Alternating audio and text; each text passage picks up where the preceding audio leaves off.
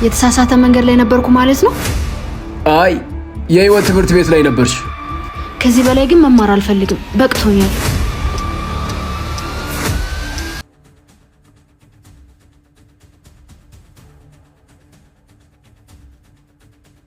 የተጎዳ ሰው ግን ምንድነው መድኃኒቱ?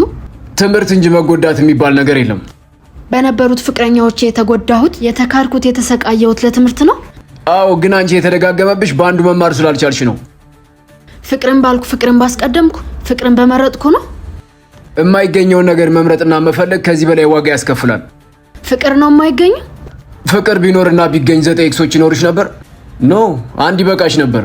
ፍቅር የሚባለው ነገር ወይ ከፈጣሪ ጋር አብሮ ተሰቅሏል ወይ ደግሞ ከሳጥናኤል ጋር አብሮ ተቆልፎበታል።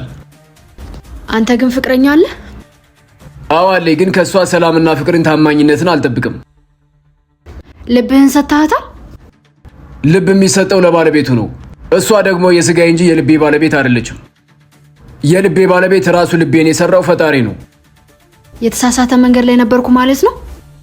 አይ የህይወት ትምህርት ቤት ላይ ነበርሽ። ከዚህ በላይ ግን መማር አልፈልግም፣ በቅቶኛል።